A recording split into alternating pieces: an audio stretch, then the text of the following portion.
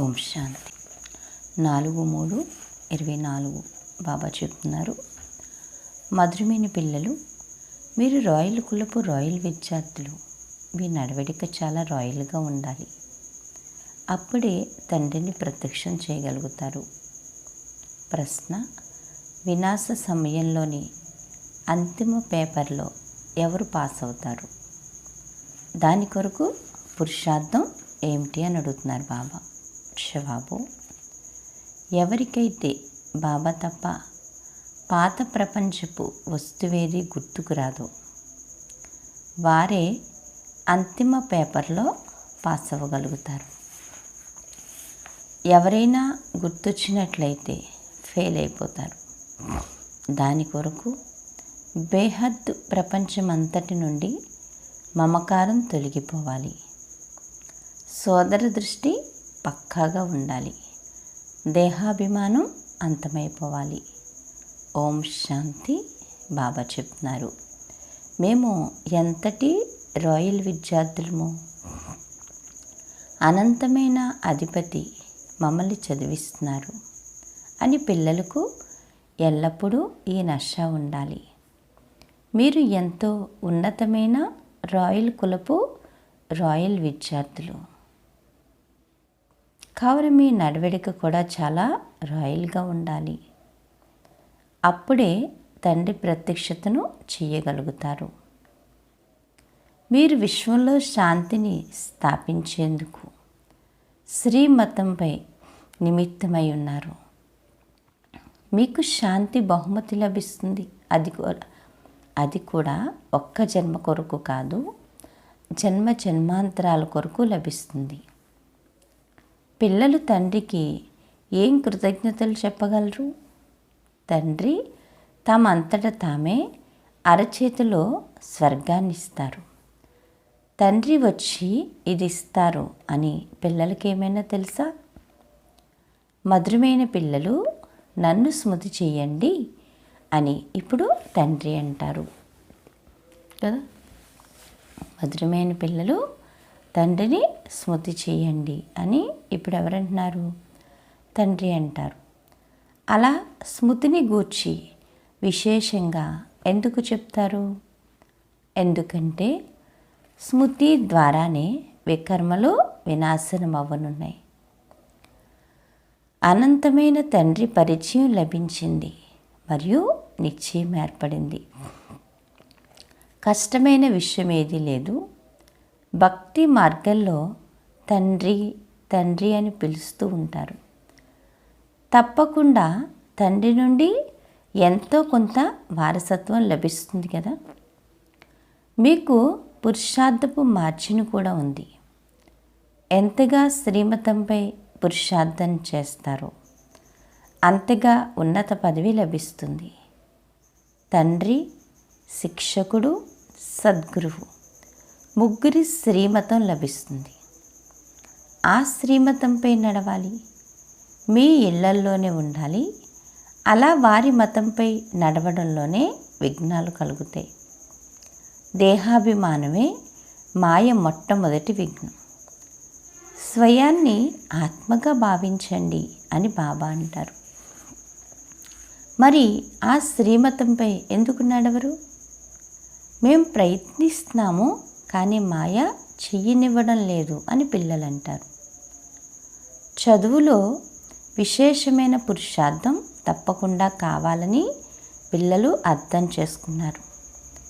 మంచి పిల్లలు ఎవరైతే ఉన్నారో వారిని అనుసరించాలి.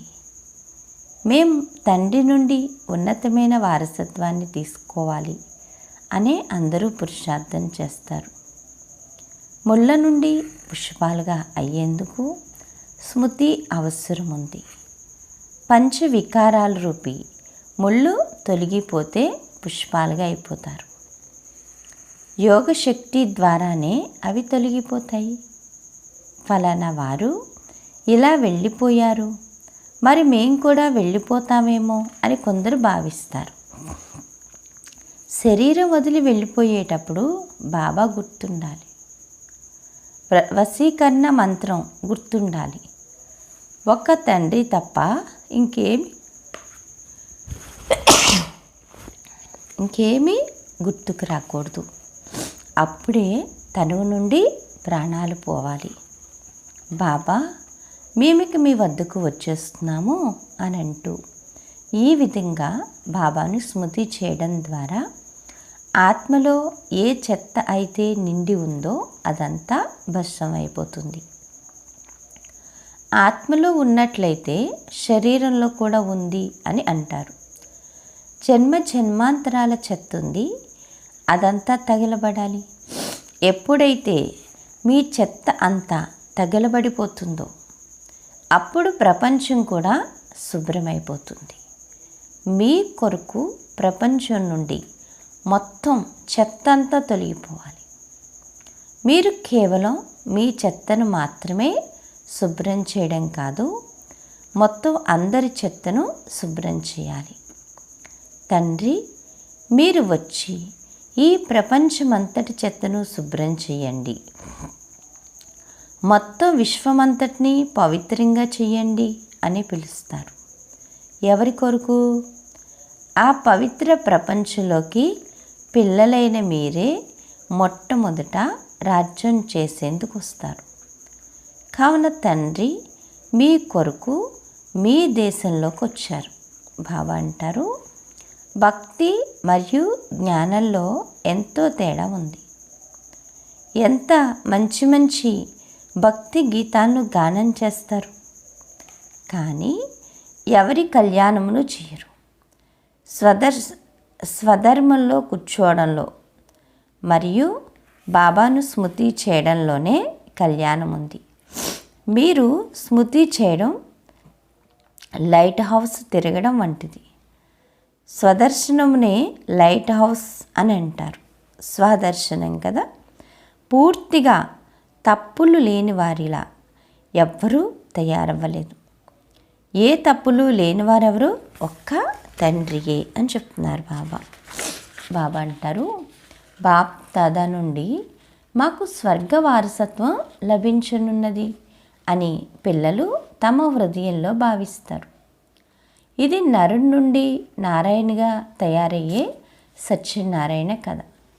మీ ఆత్మ ఏదైతే తమో ప్రధానంగా అయిపోయిందో అది సతో ప్రధానంగా అవ్వాలని బాబా అర్థం చేయిస్తారు. సత్యయుగంలో సతో ప్రధానులుగా ఉండేవారు. ఇప్పుడు మళ్ళీ అలా సతో ప్రధానులుగా తయారు చేసేందుకు తండ్రి వచ్చారు. నన్ను స్మృతి చేయడం ద్వారానే సతో ప్రధానులుగా తయారవుతారు అని తండ్రి అంటారు. తండ్రియే గీతను వినిపించారు. ఇప్పుడైతే మనుషులు వినిపిస్తున్నారు. ఎంత తేడా ఉంది! భగవంతుడే కదా, వారే మనుషులను దేవతలుగా తయారు చేస్తారు. కొత్త ప్రపంచంలో పవిత్రులైన దేవతలే ఉంటారు. అనంతమైన తండ్రి కొత్త ప్రపంచ వారసత్వాన్ని ఇస్తారు. తండ్రిని స్మృతి చేస్తున్నట్లయితే అంతిమతిని బట్టి గతి ఏర్పడుతుంది. తండ్రి పురుషోత్తములుగా తయారు చేసేందుకు సంగమ యుగంలో వస్తారని మీకు తెలుసు. ఇప్పుడు ఈ 84 జన్మల చక్రము పూర్తవుతుంది, మళ్ళీ ప్రారంభమవుతుంది. ఈ సంతోషం కూడా ఉండాలి. ప్రదర్శనలోకి ఎవరైతే వస్తారో వారిని కూడా మొదట శివ బాబా చిత్రం ముందుకు తీసుకువచ్చి నిల్చోబెట్టండి. నన్ను స్మృతి చేయడం ద్వారా మీరు ఈ విధంగా అవుతారని తండ్రి చెప్తున్నారు. తండ్రి ద్వారా సత్యయుగి వారసత్వం లభిస్తుంది. భారతదేశం సత్యయుగంగా ఉండేది, ఇప్పుడు ఆ విధంగా లేదు. మళ్ళీ ఆ విధంగా తయారవ్వాలి. కావున తండ్రిని మరియు వారసత్వాన్ని స్మృతి చేసినట్లయితే అంతిమతిని బట్టి గతి ఏర్పడుతుంది. వీరు అనంతమైన తండ్రి. వీరి పిల్లలుగా అవ్వడం ద్వారా మీరు సత్యఖండానికి అధిపతులుగా అయిపోతారు. మొట్టమొదట తండ్రిని గూర్చి పక్కా చేయండి. బాబా అంటారు, పక్కా చేయించండి. మొదట తండ్రి, ఆ తర్వాతే వారసత్వం. తండ్రిని స్మృతి చేయండి. స్మృతి చేయడం ద్వారానే వికర్మలు వినాశనమవుతాయి మరియు మీరు స్వర్గంలోకి వెళ్ళిపోతారు. ఇది ఎంత సహజము. జన్మ జన్మాంతరాలు భక్తి విషయాలను వింటూ వింటూ బుద్ధికి మాయ తాళం పడిపోయింది. తండ్రి వచ్చి తాళం చెవితో తాళాన్ని తెరుస్తారు. ఈ సమయంలో అందరి చెవులు మూసి ఉన్నట్లుగా ఉన్నాయి. రాతి బుద్ధి కలవారిగా ఉన్నారు. శివ్ బాబా గుర్తున్నారా, వారసత్వం గుర్తుందా అని కూడా మీరు వ్రాస్తారు. రాజ్యాధికారాన్ని స్మృతి చేయడం ద్వారా మీ నోరు తీపి అవుతుంది కదా. నేను పిల్లలైన మీకు ఎంతటి ఉపకారం చేస్తున్నాను, కానీ మీరైతే అపకారమే చేస్తూ వచ్చారు. బాబా అంటారు, కానీ ఇది కూడా కదా, కానీ అది కూడా ఏంటి, డ్రామాలో రచింపబడి ఉంది. నేను ఉపకారం చేసినా మీరు అపకారం చేయడం, నన్ను నిందించడం, ఇది కూడా ఏంటి, డ్రామాలో రచింపబడి ఉంది. బాబా అంటారు, ఎవరి దోషము లేదు అని బాబా అంటారు.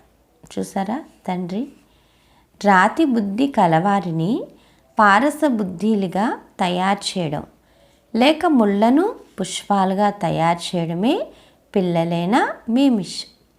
మీ ఈ మిషన్ ఇప్పుడు నడుస్తోంది. అందరూ పరస్పరం ఒకరినొకరు ముళ్ళ నుండి పుష్పాలుగా తయారు చేస్తున్నారు. వారిని కూడా ఆ విధంగా తయారు చేసేవారు తప్పకుండా రాజా పువ్వు వంటి వారే కదా. బాబా చెప్తారు, స్వర్గస్థాపన చేసేవారు లేక ముళ్ళను పుష్పాలుగా తయారు చేసేవారు ఒక్క తండ్రియే. మీరు ఈశ్వరీయ సేవాదారులు. తమో ప్రధానుల నుండి సతో ప్రధానులుగా తయారు చేయడం మీ సేవ. ఇందులో ఇంకే కష్టమూ ఇవ్వరు. అర్థం చేయించడం కూడా చాలా సహజం. బాబా చెప్తారు కదా, కలియుగం తమో ప్రధానమైంది. కలియుగి ఆయువును ఎక్కువగా చూపించినట్లయితే ఇంకా తమో ప్రధానంగా అయిపోతారు. ఇప్పుడు మనల్ని పుష్పాలుగా తయారు చేసి తండ్రి పుష్పాలుగా తయారు చేసే తండ్రి వచ్చారని మీకు తెలుసు. ముళ్ళుగా తయారు చేయడం రావణ్ణి పని. పుష్పాలుగా ఎవరు చేస్తారు, తండ్రియే తయారు చేస్తారు. ఎవరికైతే శివ్ బాబా గుర్తుంటారు వారికి తప్పకుండా స్వర్గం కూడా గుర్తుంటుంది. ప్రభాత యాత్రను ఎప్పుడైతే చేస్తారో అప్పుడు అందులో కూడా ప్రజాపిత బ్రహ్మకుమారి కుమారులమైన మేము భారతదేశంలో ఈ లక్ష్మీనారాయణ రాజ్యస్థాపన చేస్తున్నాము అని చూపించండి. బాబా చెప్తారు, మనం బ్రాహ్మణుల నుండి దేవతలుగా అవుతున్నాము కదా. మనం ఎలా అవుతున్నాం, బ్రాహ్మణుల నుండి దేవతలుగా తయారవుతున్నాము. బాబా అంటారు, మనం ఇప్పుడు ఎలా అవుతున్నాం, బ్రాహ్మణుల నుండి దేవతలుగా తయారవుతున్నాం. మళ్ళీ ఎలా తయారవ్వాలి, దేవతల నుండి మళ్ళీ జన్మలు తీసుకుని కిందకి వచ్చేస్తారు కదా.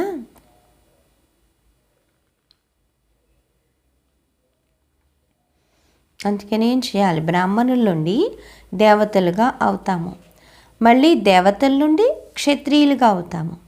మళ్ళీ క్షత్రియుల నుండి వైశ్యులుగా అవుతాము.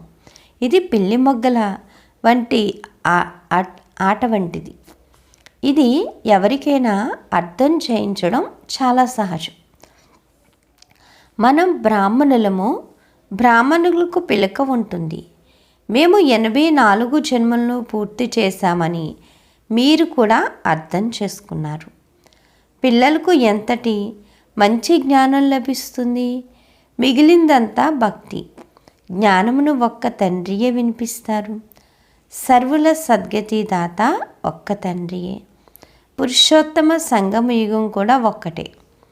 ఈ సమయంలో తండ్రి పిల్లలైన మిమ్మల్ని చదివిస్తారు. భక్తిలో మళ్ళీ స్మృతి చిహ్నం నడుస్తుంది. ఈ పురుషార్థం చెయ్యడం ద్వారా మీరు ఈ వారసత్వం తీసుకోవచ్చని తండ్రి పిల్లలైన మీకు దారిని చూపించారు కదా. బాబా అంటారు, ఈ చదువు చాలా సహజమైంది. ఇది నరుని నుండి నారాయణిగా తయారు చేసే చదువు. దీనిని కథ అని అనడం తప్పు. ఎందుకంటే కథలో లక్ష్యమేమీ ఉండదు.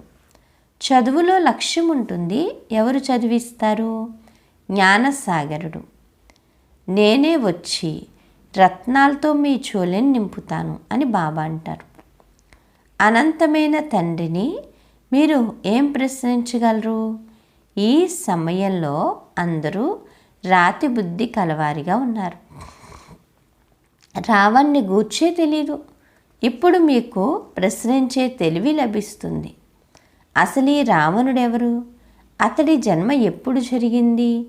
ఇతన్ని ఎప్పటి నుండి తగలబెడుతున్నారు అని మనుషులను అడగండి. వారి అనాది నుండి అని అనేస్తారు కదా. ఎప్పటి నుండి అంటే ఏం చెప్తారు? అనాది అంటే ఎప్పటి నుంచో. మీరు అనేక రకాలుగా ప్రశ్నలు అడగవచ్చు. అది కూడా ఎప్పుడైతే సమయం వస్తుందో అప్పుడే అడుగుతారు. ఎవ్వరూ బదులు చెప్పలేరు. మీ ఆత్మ స్మృతి యాత్రలో తత్పరమవుతుంది. నేను సతో ప్రధానంగా అయ్యానా అని ఇప్పుడు స్వయాన్ని ప్రశ్నించుకోండి. మీ హృదయం సాక్ష్యం చెప్తుంది. ఇప్పుడు ఇంకా కర్మాతీత స్థితి రాలేదు, అది రానున్నది. ఈ సమయంలో మీరు చాలా తక్కువ మంది ఉన్నారు. కావున మీ మాటను వారు వినరు. మీ విషయమే అతీతమైంది. మొట్టమొదట తండ్రి సంఘం యుగంలో వస్తారన్నది చెప్పండి. ఒక్కొక్క విషయాన్ని ఎప్పుడైతే అర్థం చేసుకుంటారో అప్పుడు ముందుకు వెళ్ళండి. చాలా ధైర్యంతో ప్రేమగా. మీకు ఇద్దరు తండ్రులు ఉన్నారు. ఒకరు లౌకిక తండ్రి, మరొకరు పారలౌకిక తండ్రి అని అర్థం చేయించండి. పారలౌకిక తండ్రి ద్వారా ఎప్పుడైతే సతో ప్రధానంగా అవుతారో అప్పుడు వారసత్వం లభిస్తుంది. తండ్రి గుర్తుంటే సంతోషపు పాదరసం పైకెక్కుతుంది. పిల్లలైన మీలో ఎన్నో గుణాలు నింపడం జరుగుతుంది. తండ్రి వచ్చి పిల్లలైన మీకు అర్హతలను నేర్పిస్తారు. ఆరోగ్యము, సంపదను కూడా ఇస్తారు. గుణాలను కూడా తీర్చిదిద్దుతారు. అలాగే విద్యను కూడా బోధిస్తారు. జైలు పక్షుల నుండి విముక్తులు చేస్తున్నారు. బాబా అంటారు, మీరు చాలా బాగా మినిస్టర్ మొదలైన వారికి కూడా అర్థం చేయించవచ్చు. ఎంత బాగా అర్థం చేయించాలంటే దాని ద్వారా వారిని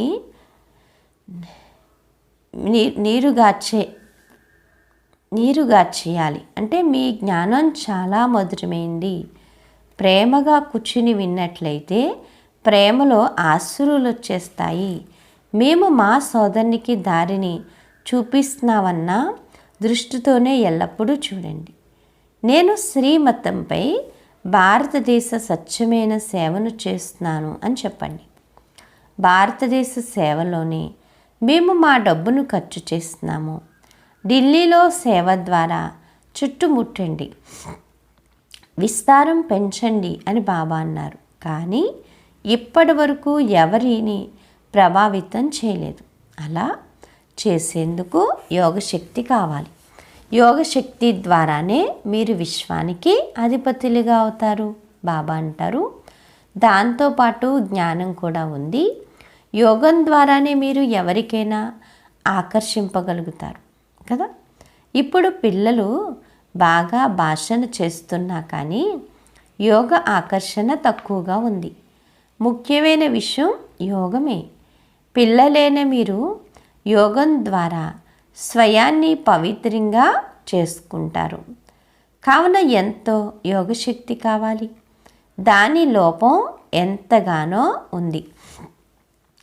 లోపల సంతోషంలో నాట్యం చేయాలి. ఇది సంతోషపు నాట్యము. ఈ జ్ఞాన యోగాల ద్వారా మీ లోపల నాట్యం జరుగుతుంది. బాబా స్మృతిలో ఉంటూ ఉంటూ మీరు అశరీరులుగా అయిపోతారు. జ్ఞానము ద్వారా అశరీరులుగా అవ్వాలి. ఇందులో సాక్షాత్కారంలోకి వస్తారు. బాబా వినాశనము మరియు స్థాపనల సాక్షాత్కారాన్ని కూడా చేయించారు. ఈ ప్రపంచమంతా తగలబడి ఉంది. మనం కొత్త ప్రపంచానికి అర్హులుగా అవుతున్నాము. ఇప్పుడు తండ్రికి బాబా చెప్తున్నారు, ఇప్పుడు ఇంటికి వెళ్ళాలి. కావున శరీరంపై కూడా ఎటువంటి మమకారము ఉండకూడదు. ఈ శరీరం నుండి, ప్రపంచం నుండి అతీతంగా ఉండాలి. కేవలం ఇంటిని మరియు రాజధానిని స్మృతి చేయాలి. ఏ వస్తువు పైన ఆసక్తి ఉండకూడదు. వినాశనం కూడా చాలా కఠినంగా జరగనున్నది.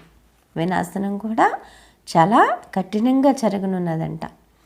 ఎప్పుడైతే వినాశనం జరగడం ప్రారంభమవుతుందో అప్పుడు మీకు మేమిక బదిలీ అవుతున్నామన్న సంతోషం ఉంటుంది. పాత ప్రపంచపు సంతోషం ఉండదు. పాత ప్రపంచపు వస్తువేది గుర్తుకు వచ్చినా ఫెయిల్ అయిపోతారు. పిల్లల వద్ద అసలు ఏమీ లేకపోతే మరి వారికి ఇంకేం గుర్తుకొస్తుంది చెప్పండి? ఏమీ లేదు. మన దగ్గర అంతా ఎవరికి ఇచ్చేసాం? బాబాకి ఇచ్చేసాం. అనంతమైన ప్రపంచం అంతటి నుండి మమకారం తొలగి పోవడంలోనే శ్రమ ఉంది. సోదర దృష్టి యొక్క పక్కా స్థితి కూడా ఎప్పుడైతే దేహాభిమానం సమాప్తమైపోతుందో అప్పుడే ఉంటుంది. దేహాభిమానంలోకి రావడం ద్వారా ఏదో ఒక నష్టం కలుగుతుంది. దేహీ అభిమానులుగా అవ్వడం ద్వారా నష్టం కలగదు. బాబా అంటారు, మనం సోదరులను చదివిస్తున్నాం, సోదరులతోనే మాట్లాడుతున్నాం అన్నది ఏం చేయాలి? పక్కా చేసుకోవాలి. బాబా అంటారు, పక్కా అలవాటు అయిపోవాలి. స్కాలర్షిప్ పొందాలంటే తప్పకుండా ఇంతటి పురుషార్థం చెయ్యాలి. అర్థం చేయించేటప్పుడు కూడా మనం అందరము సోదరులము అన్నది గుర్తుండాలి. ఆత్మలందరూ ఒక్క తండ్రి పిల్లలే. సోదరులందరికీ తండ్రి వారసత్వంపై హక్కు ఉంది. సోదరి అన్న భావం కూడా రాకూడదు. దీనినే ఆత్మాభిమానము అని అంటారు. ఆత్మకు శరీరం లభించింది. అందులో కొందరికి పురుషుని పేరు, కొందరికి స్త్రీ పేరు వచ్చింది. వీటికి అతీతంగా ఆత్మ ఉంది. బాబా ఏ దేహధారినైతే చూపిస్తున్నారో అది ఖచ్చితంగా సరైంది అంటూ ఆలోచించాలి కదా. బాబా ఏ దారినైతే చూపిస్తున్నారో అది ఖచ్చితంగా సరైంది అని అంటూ ఆలోచించాలి. అభ్యాసం చేసేందుకే పిల్లలు ఇక్కడికి వస్తారు కదా. బాబా అంటారు, ట్రైన్లో ఎవరికైనా ఈ బ్యాడ్జీపై అర్థం చేయించవచ్చు. మీకు ఎంతమంది తండ్రులు ఉన్నారు అని ఒకరినొకరు ప్రశ్నించి మళ్ళీ జవాబు చెప్పండి. ఇది ఇతరుల జ్ఞానమును ఆకర్షించేందుకు యుక్తి. ఆ తర్వాత నీకు 2 తండ్రులు ఉన్నారు, నాకైతే 3 తండ్రులు ఉన్నారు అని చెప్పండి. ఈ లౌకిక తండ్రి ద్వారా మనకు వారసత్వం లభిస్తుంది. మీ వద్ద ఫస్ట్ క్లాస్ అయిన వస్తువు ఉంది, దీనివల్ల లాభం ఏమిటి అని ఎవరైనా అడిగితే అందులకు చేతికర్రగా అయ్యి దారిని చూపించడం మా బాధ్యత అని చెప్పండి. ఏ విధంగా నన్సు సేవ చేస్తారో అలా మీరు చెయ్యండి. మీరు ఎంతోమంది ప్రజలను తయారు చేసుకోవాలి. ఉన్నత పదవిని పొందేందుకు పురుషార్థం చేయాలి. మీరు అందరికీ పైకి ఎక్కే కలదారిని చూపుతారు. ఒక్క తండ్రిని స్మృతి చేస్తూ ఉన్నా కూడా ఎంతో సంతోషం కలుగుతుంది. మరియు వికర్మలు కూడా వినాశనమవుతాయి. తండ్రి నుండి వారసత్వాన్ని తీసుకోవడం చాలా సహజం. కానీ చాలామంది పిల్లలు పొరపాట్లు చేస్తారు అని చెప్తున్నారు బాబా. అచ్చా, మధురాతి మధురమైన ఆత్మీక పిల్లలకు మధురాతి మధురమైన ఆత్మీక పిల్లలకు మాతాపిత బాప్దాదాల ప్రియ స్మృతులు మరియు గుడ్ మార్నింగ్. ఆత్మీక పిల్లలకు ఆత్మీక తండ్రి నమస్తే. ధారణ కొరకు ముఖ్య సారం. ఫస్ట్ పాయింట్, అంత్య సమయంలో పాస్ అయ్యేందుకు ఈ శరీరం నుండి మరియు ప్రపంచం నుండి అతీతంగా ఉండాలి. ఏ వస్తువు పైన ఆసక్తిని ఉంచుకోకూడదు. ఇప్పుడు ఇక మేము బదిలీ అవనున్నాము అని బుద్ధిలో ఉండాలి. సెకండ్ పాయింట్, ఎంతో ఓర్పుతో మరియు ప్రేమతో అందరికీ ఇద్దరు తండ్రుల పరిచయాన్ని ఇవ్వాలి. జ్ఞానరత్నాల ద్వారా జోలెను నింపుకుని దానం చేయాలి. ముళ్ళను పుష్పాలుగా తయారు చేసే సేవను తప్పక చెయ్యాలి అని చెప్తున్నారు బాబా. వరదానము, తండ్రి మరియు సేవలో మగ్నమయ్యుండే నిర్విఘ్న నిరంతర సేవాదారి భవ. ఎక్కడైతే సేవలో ఉల్లాసం ఉంటుందో అక్కడ అనేక విషయాల నుండి సహజంగానే దూరమైపోతారు. ఒక్క తండ్రి మరియు సేవలో మగ్నమై ఉన్నట్లయితే నిర్విఘ్న నిరంతర సేవాదారులుగా సహజ మాయాజిత్తులుగా అయిపోతారు. రోజు రోజుకు సేవ రూపురేఖలు మారుతూ ఉన్నాయి మరియు మారుతూనే ఉంటాయి. ఇప్పుడు మీరు ఎక్కువగా చెప్పవలసిన అవసరం లేదు, కానీ వారు స్వయమే ఇది శ్రేష్ఠ కార్యము, కావున మేము కూడా సహయోగిలుగా అవుతాము అని అంటారు. ఇది సమయము సమీపతకు గుర్తు. కావున చాలా ఉల్లాస ఉత్సాహాలతో సేవను చేస్తూ ముందుకు వెళ్తూ ఉండండి అని చెప్తున్నారు బాబా. స్లోగన్ను, సంపన్నతా స్థితిలై ఉండండి. ప్రకృతి అలజడిని నడుస్తున్న మేఘాలుగా అనుభవం చేయండి. బాబా ఏం చెప్తున్నారు? సంపన్నతా స్థితిలై ఉండండి. ప్రకృతి యొక్క అలజడిని ఏం చేయండి? నడుస్తున్న మేఘాలుగా అనుభవం చేయండి అని చెప్తున్నారు బాబా. అచ్చా, మధురాతి మధురమైన ఆత్మీక తండ్రికి ఆత్మీక పిల్లల యొక్క ప్రియ స్మృతులు, గుడ్ మార్నింగ్ మరియు నమస్తే. నమస్తే నమస్తే.